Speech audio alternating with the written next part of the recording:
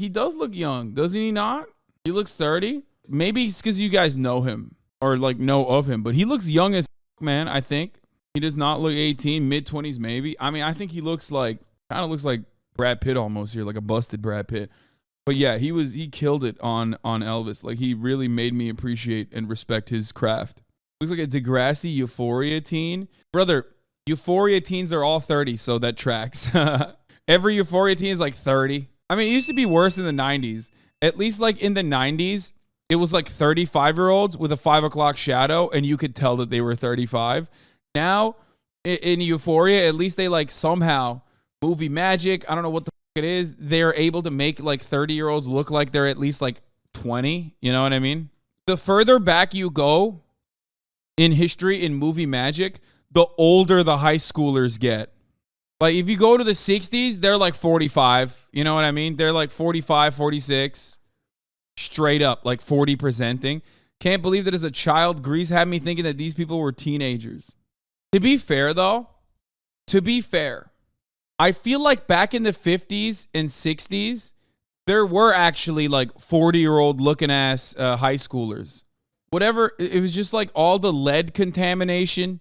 You know what I mean? Like asbestos, like they were smoking cigs at like 12. Like I have you guys ever seen those old photos where they'll be like, what happened to men? And then they'll like show a fucking high school graduation video and it literally looks like they all have like severe illnesses, like severely ill. Like they all look like they've been smoking a pack a day while like working at the chimney shop, okay? They're just cleaning out all the chimneys. Veritasium has a video about this, really? Did people used to look older? Vsauce actually straight up made a video about this. Wait, let's see. What? These people were 23? There is no way that that man is 23. Shut the fuck up. Dan McCarthy all in their Oh my God, bro. Wait, how old was NSYNC at this point?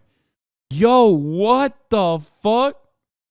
Everyone was always like, what the fuck? Norman's 34. Hate to break it to you ladies, but this is what your boyfriend looks like under the beard and glasses. Oh no. Okay, this is crazy. We got to watch this. Aging at the Speed of White is such a real fucking take. For those of you who don't know, Nicki Minaj stans, the Barbs, attacked me and said I was racist. And one of them got into my DMs and said something so hurtful but so true at the same time that I have never been able to recover from. They said I was aging at the speed of white. That is me. There's truth to that sentiment. And it's like sometimes the truth hurts way more. You know what I mean? Like, anyway, I want to watch this People Used to Look Older video. Hey, Vsauce. Michael here. At the age of 18, Carl Sagan looked like a teenager. But it doesn't take long in an old high school yearbook to find teenagers who look surprisingly old. These people are all in their 20s, but so are these people. This is Elizabeth Taylor when she was just 17. No and here fucking are some word. high school students from the 70s. Did people used to look older? Oh my God, bro. That's not a high school student. That's your mechanic. That's not a high school student. That is a 35-year-old divorced dad who is a mechanic and he lied to you about the carburetor or whatever because you don't know any better. And now he's like charging you another $1,000 even though you came in for a fucking oil change. Brandon McCarthy asked on Twitter and evidence poured in. People shared photos of their parents in their early 20s, their dad at 21, their mom at 18 or 19, No! Their dad at 45. One user shared their husband at 27 and what his father looked like at 23. And there's pretty much an entire subculture around how old footballers looked decades ago. 24, 31. Oh! What the fuck? Hey, Michael Vsauce here. What the fuck is going on? 24. My man said 24. Bro, I've never seen this. This is the most busted ass mullet I've ever seen. That is awesome. I wish Slime was here so I could ask him what he thinks about this because honestly, like this is the most respectable I'm bald and I know it and I want everyone to know it type haircut. Why did he do this? Like, I straight up cannot comprehend. Like, I don't think he's fooling anybody at this point. Like, nobody thinks this guy has hair, right? Like, that's a mustache, bro. He just left a mustache. He got double mustache. He got a mustache on his lips and then another one up top. 4, 31, 33, 29. 4, 31, 33. That is okay. Dude, what the fuck? Jimmy Ledbetter, more like Jimmy Leather. Jesus fucking Christ, dude. Bro, I never want to hear from motherfuckers ever again. This dude was directly recruited from the coal mine, okay? This dude's been smoking a pack of Marlboro Reds since he was 9 years old while working inside of the coal mine. Like, they directly were like, hey, man, now that you're done smelting iron, like, it's time to play a little bit of football. 3, 29, 27. It's not uncommon to think that there's something more grown up about the way people used to be, to look back and think that people seemed older at a younger age than they do now. Let's call it retrospective aging. It doesn't happen to everyone. People do not and never have aged similarly, and there's even the opposite observation that kids these days grow up too fast. That's Albanian genetics, baby. But it's a popular question and subject of numerous memes. So, is it 34-year-old? What the fuck? Why is there an Adam mention on a Vsauce video? What the fuck? Oh my God. Why is Adam Friedland in a fucking Vsauce video, dude? What the fuck? Host of the podcast, new podcast, Unproblematic Podcast, The Adam Friedland Show. Real? Or is it an illusion fueled by cherry-picked examples that feeds rosy nostalgia for a time when people were tough and didn't have it as easy as you kids have it now? Well, as it turns out, both. Humans today really are aging more slowly than their historic counterparts. Changes in lifestyle, nutrition, smoking habits, healthcare, early life conditions, and skincare, particularly the use of sunscreen, are a huge part of it. By comparing measures of metabolic, cardiovascular, inflammatory, kidney, liver, and lung function across time, researchers at Yale and USC have found that we are, in fact, staying younger for longer than we used to. So does that mean that 60 is the new 50? Almost. Their results suggest that between the early 90s and the late 2000s, 60 became the new 56. 40 became the new 37 and a half, and 20 became the new 19. Oh, also, during the last century, dentistry and orthodontics have played a huge cosmetic role in the kinds of faces we see in parts of the world. But, interestingly, when faces in magazines are measured from the 1930s to today, the only significant change has been that across all ethnicities, the media is now exposing us to larger lips. Also, retroactive aging can occur over short time spans. When I was a freshman, the seniors in my high school seemed so old to me. But by the time I was a senior myself, I looked in the mirror and at my peers and I was like, oh my God, bro. Michael from Vsauce is the most boot-looking dude I've ever seen. He looks like he just signed his, he's getting a Camaro, okay? He's about to marry his high school sweetheart and go off to Afghanistan. That's hilarious, bro. We're them now, but we don't seem as old as they did. What's going on isn't just about bodies. First of all, the seniors I looked at when I was a freshman truly were older than me at that time. They graduated and went away, and later, when I was a senior, I saw myself as I was. But in my mind's eye, I saw the earlier seniors as they appeared to me when I was younger. Retrospective aging seems to also be about perspective. Let's go back to this tweet. This is George Wendt playing Norm on the TV show Cheers. Now, when Cheers premiered, Wendt was indeed 34, but I looked it up, and this image is actually from episode 24 of season 5 when Wint was 38. So we're not comparing apples to apples here. However, this is an image of George Wendt at 34, and Ashley Fairbanks made some alterations and a good point. However, here's the rub.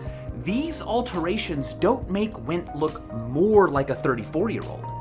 They make him look more like a 34-year-old today. Yeah, they just made him a fuckboy. Also, I say this all the time, but like, men constantly glance over the impact that a fucking beard has. You know what I mean? Men will always talk about like, oh my god, bro. Like, that's you, Hasan? Come on, bro. Do I look like that without a fucking beard? Give me a goddamn break. Shut the fuck up. Men don't do facial makeup because we got beards, bro. Similarly, giving the Golden Girls modern-day hairstyles and makeup drops their apparent age a lot. Superficial styles and mannerisms can often make not just a big difference, but all the difference, which supports the hypothesis that retrospective aging is often an illusion. Modes of self-expression are always changing. Clothing, hairstyles, accessories, makeup, mannerisms, language, body language. Now, modes can come back, but never exactly. The context is always a little bit different. And from what's available or acceptable at any one time, we each draw ways of appearing or being in the world. And even if you don't care about how you look or think about how you act, what options you even have are dictated by what's currently popular or normal or being pushed on people like you. Few of us stay at the stream, drawing. Okay, I want to also point something out here about this, but there is one component here that he didn't bring up, and that is weight. The factor of weight is such an interesting one because on the one hand, when you're 34, it makes you look older, but like when you hit 38, it makes you look younger. It's such a weird thing. Like, he doesn't look all that old here if you consider that he's 38. Just something to consider. Someone said Vsauce is 17. Yeah, okay, dude. Was dressed the way older people dress. Intrinsic and wait, where the fuck were we? Oh, here. Body language. Now, modes each draw ways of appearing or being in the world. And even if you don't care about how you look or think about how you act, what options you even have are dictated by what's currently popular or normal or being pushed on people like you. Few of us stay at the stream, drawing what's new all our lives. For various reasons, we often wander away with our catch. Perhaps it's because we settle into an identity we're comfortable with, or fear the taboo of not dressing our age, or simply run out of time to care. But when we're gone, the stream keeps changing, and we get older and continue to use the mannerisms and styles we grabbed a while back. Eventually, to whatever those styles initially evoked, a new connotation is added. Old person. My burrito is not from Escuela. You just made that up. Not because the look or behavior is intrinsically for the elderly, but because those who use it, us, became old ourselves. If you want to look older, what do? Well, you can dress the way older people dress. And the thing is, that's often how they used to dress too. We think people looked older in the past because they look the way old people do. Stop trying to dox my burrito. Dale Irby, a gym teacher at Prestonwood Elementary School in Dallas, Texas, posed for his first yearbook photo in 1973. The following year, he accidentally wore the same outfit again. He says he was embarrassed at first, but his wife Kathy challenged him to do it again. So his he did. Wife? Wait, what? Didn't he just say his high school yearbook? I guess he's the teacher, right? I'm so confused now because it's 1973. Is he a teacher or is he a student? Why does he have a wife? That's what you get for gatekeeping? And he never stopped. What he gave us is a great, exaggerated example of how what once connoted youth comes to be associated with old age. The people we keep seeing a style on get... Dog, he should have swapped out those glasses the moment the 70s were over, okay? He was like, I want to wear whichever kit makes me look the most like I, decapitated my grandmother. Older and older themselves until we think of the style itself as being for... By the way, I see a lot of you making fun of this guy for never switching his shirt over the course of 25 years, but you all seem to love when Asmongold doesn't do it, okay? Oh, it's cool when Asmon doesn't fucking switch his shirt for 20 years, but it's not cool when this guy does. I see it, dude. Y'all are in the rookie hole. Dude, you're in the rookie hole, dude. Straight up. Yeah, oh, Moist Critical. When he does it, it's sick. When this guy does it, it's weird. Old people. He did it on purpose. Holy fuck. Is chat even listening? Guys, we're all memeing. Are you figuring out? You're on twitch.tv where everyone is memeing. Like, everyone knows what's happening here, but we're saying something that's not the truth in order to get a guffaw, a ha-ha out. Okay? That's where it's coming from. Retrospective aging, then, is double-pronged, both real and illusory. People in the past really did age faster than us because of differences in nutrition and lifestyle and medicine, but much, if not most, can be chalked up to the fact that we think people like this are dressed like old people. But that's an anachronism. They're dressed like old people from the future, the old people they would become.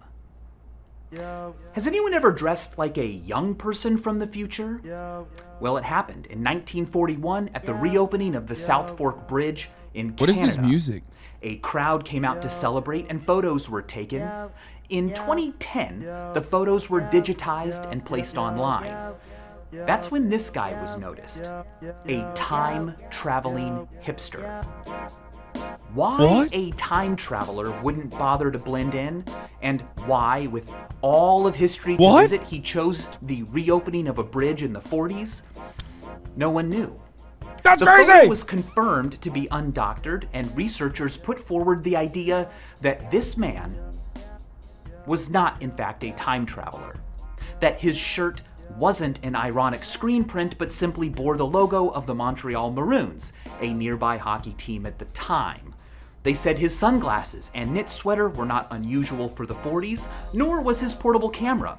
The only thing that was unusual about him was the hoodie. How casual his attire was. And they're probably right. But this all raises the exciting possibility that someone out there right now, possibly even you... Dude, that's such... Dude, straight up, that's copium, okay? I'm sorry. I'll say it. Vsauce is doing copium. That guy was a time traveler. It's kind of whack that he's trying to fucking hide the truth. That guy's a time traveler. 100%. Someone said, nah, he was just a NEET, which is true, but he was a NEET and a time traveler at the same time. Remember, time traveling is not a job, okay? So you're not in education or training or have a job in that circumstance. You're just a time traveler. You're just doing it for a hobby, but it doesn't matter. It's very clearly he is a NEET and a time traveler. Both things can be true at the same time.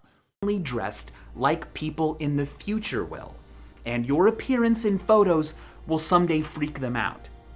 You know, it might be fun to start dressing even more casually or in some other odd way on the off chance that you happen to nail it, and years from now you are worshipped as a time traveler. Oh, that reminds me of today's sponsor.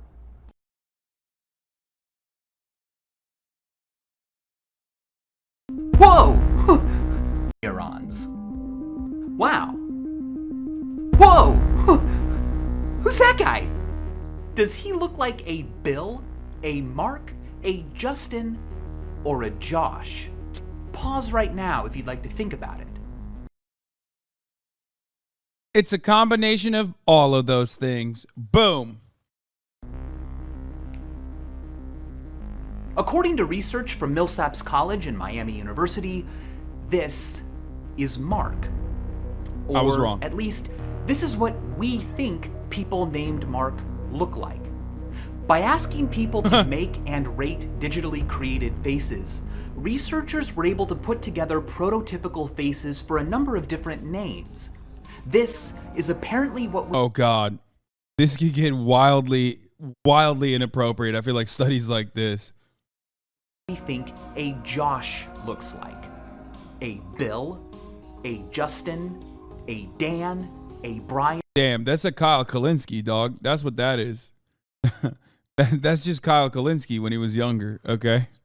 But so is Brian. Why do they all look like Kyle Kalinske a little bit? A Tom. What the fuck is going on? And Andy.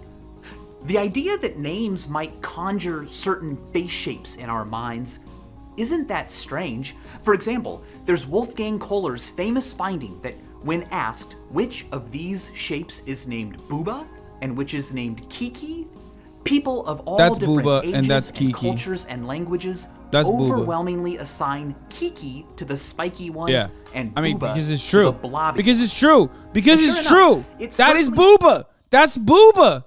That's Booba. They say it because it's true. Seems to work with names too.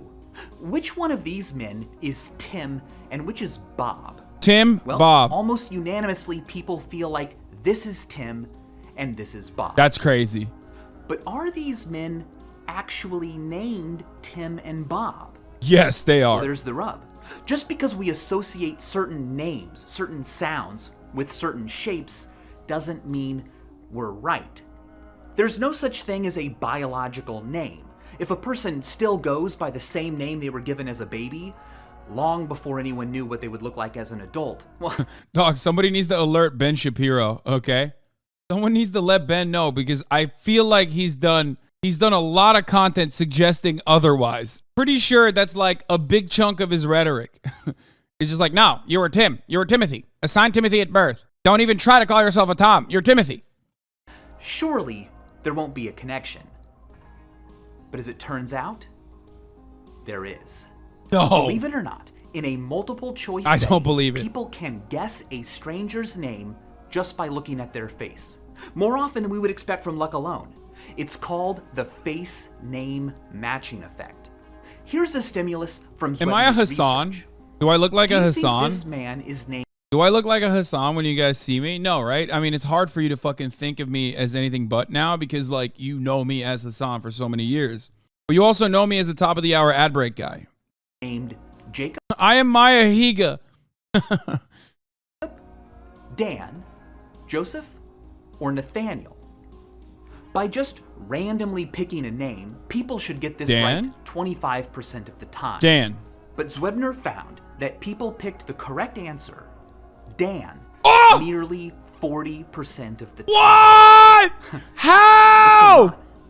Can names actually cause us to grow to look a certain way? Well, apparently they can. It has been called a Dorian Gray effect. In Oscar Wilde's The Picture of Dorian Gray, a portrait of the protagonist ages and grotesquely reflects his evil deeds while he himself remains young and pure-looking. In a similar way, it seems that in some cases, our own appearance can come to reflect the name we were given. Vsauce be like, everyone in the 60s did grotesque shit. He's like, here's evidence. After the assassination of Martin Luther King, 65% of the country considered him to be a bad person. So there you go. There you have it, folks. That's the reason. Because just like Dorian Gray, most people were just grotesque back then. They were doing horrific things. They were so much more racist openly. And that's the reason why they were ugly as fuck. But I kind of think it's really more of a reverse Dorian Gray effect. People in the 60s looked old because they were named Matilda or Barbara or Eustace. Like, you can't be Eustace and be like 16. Like, if you're Eustace or Agatha, Gertrude, these are names, that means you're like 60. You have literally, someone by the name of Eustace has never been under the age of 60. That's just never happened. 60 is like a young Eustace. That's one of the younger Eustaces out there. Like, usually they're in the 70s. Yeah, for men, Cletus. Buzz is another good one. That or you're trans, Lamau. No, I've made that joke already. I've literally made that joke. It's like you undergo HRT. You go, like, everyone's fucking yelling at you. And then you have this once-in-a-lifetime opportunity that no one else usually gets to take seriously, which is like choosing a name for yourself, because no one chooses a name for themselves. And then you choose fucking Eustace or Gertrude. What are you doing? Just choose a normal name like Allison. Why did you have to be Gertrude? HasanAbi is only transphobic if you pick a bad name. No, I mean, it's just funny. It's a funny thing. Why didn't you choose Olivia or something? Like, what the fuck? You went Agatha? That's crazy. Oh, man. I mean, in the book, Dorian's reality... That's what happens, dude. That's what it is. I'm sorry. Okay. I'm just fucking around. It's a joke.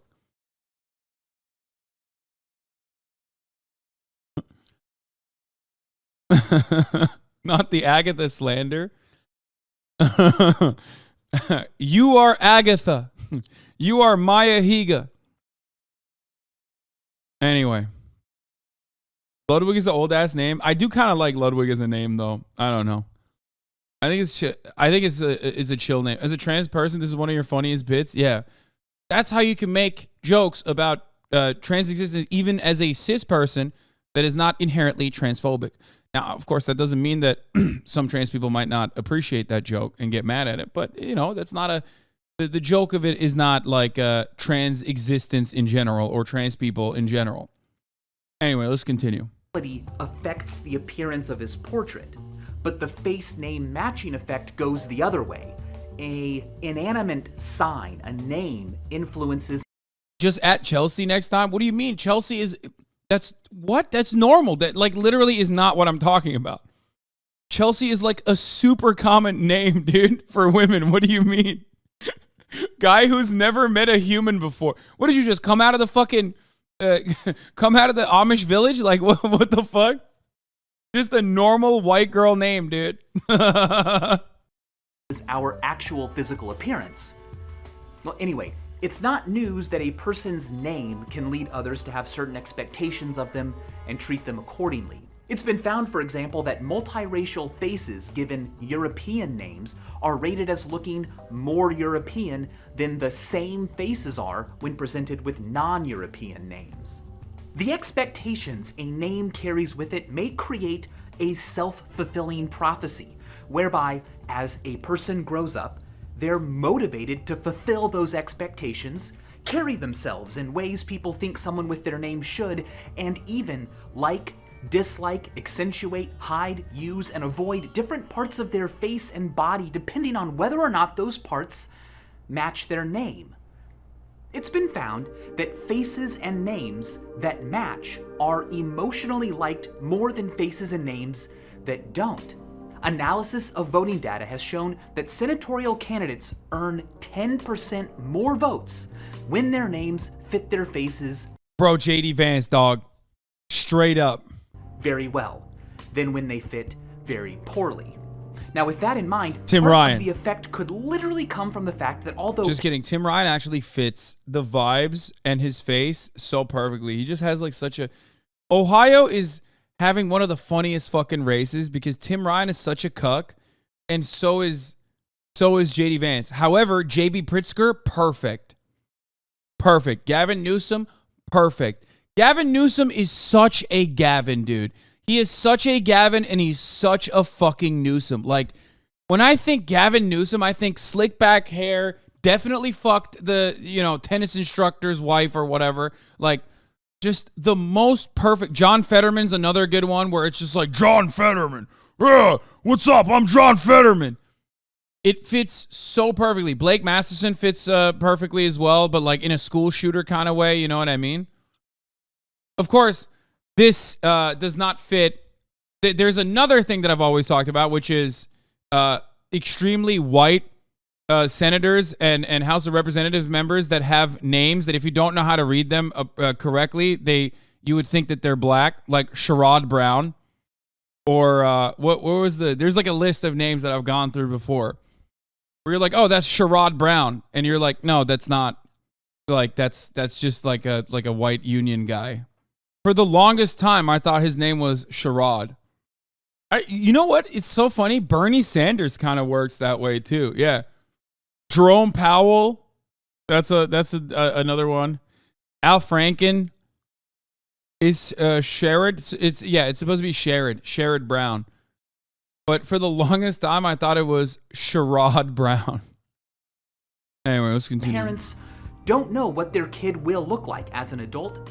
The parents do know what they look like, and without knowing it, tend to prefer names that match their faces, which are likely to resemble their child's face as well. But not always. If the dissonance is too great, a person can always change their name, either completely or by simply choosing a nickname. If I had been just a little bit different, Michael, could have always gone by Mike. The fact that people can adjust their names to fit them, of course, merely strengthens the face name matching effect.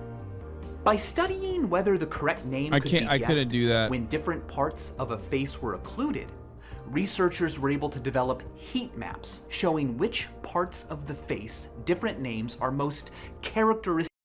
You met a white kid named Kobe?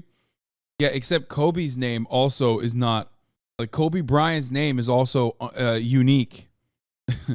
So the white kid and Kobe Bryant himself both had a unique name coming directly out of Japan. Associated with. Apparently, looking like an Ann is all about the tip of the nose. It's the bridge of the nose for Arthurs and the philtrum or snot trough for Benjamins. Aurélies are recognized by their face spiders. What the fuck is an Let's go back Aurélie? to old people. How old is an old person? 73.7.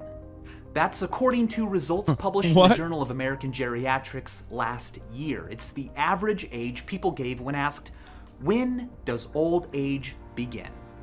People under 65 on average said 71, and people over 65 on average said 77. Women said old age began Yo, y'all fucking suck. And if you ask this Twitch chat, they're gonna say whatever Hasan is. You ask Twitch chat, they're gonna say 31.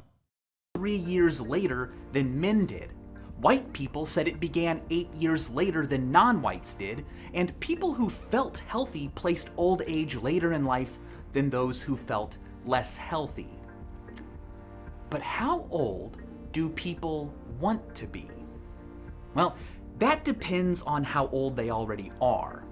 In America, the only people who are the age they would like to be are 21-year-olds. People younger than 21 wish they were. Taylor Swift was so right, dude. Straight up. Nobody likes you when you're 22. Also here, a One Piece fan drew me, okay? I need to do this little brief intermission, okay? There you go. I'm never watching or reading One Piece, okay? That's Blink-182 and it's 23. Wait, oh my God. Wait, stop. Was it actually Blink-182? On the previous podcast, I made jokes about Taylor Swift, saying like, oh, do you ever feel like a plastic bag? You know, like that she made that song. And now I unironically feel like I'm just saying wrong songs without even realizing that are not attributed to Taylor Swift now. Were older, and people older than 21 wish they were younger. People who are 40 wish they were 30. People who are 60 wish they were 40. And people who are 90 wish they were 60. When people are asked if they could be one age forever, the average American picks 36, which is actually how old I am right now, funny enough. No shot, dude. If I was one age forever, I mean, if I have the financial security I have right now, I'm picking fucking 21, dude. That shit was, my body was a machine back then, dude. That's crazy.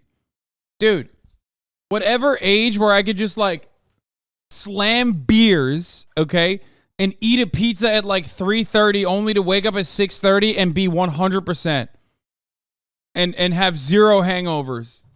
That's what I want back, okay? I mean, I was pretty good at 25. I'd say 25 probably. 36 is like crazy. 36 is, the reason why people are saying 36 is because that's when they probably got to like their peak financial security. That's when they felt like they were young enough while simultaneously having financial, like some semblance of financial security. That's literally the reason. Here's something else that's funny. Old people are more likely to think they dream in black and white. Not because it's part of the aging process, but because they are veterans of the great black and white dream epidemic of the 20th century. What? Prior to the 1900s, Aristotle, Descartes, Freud, Everyone who wrote about the topic reported that dreams contained color.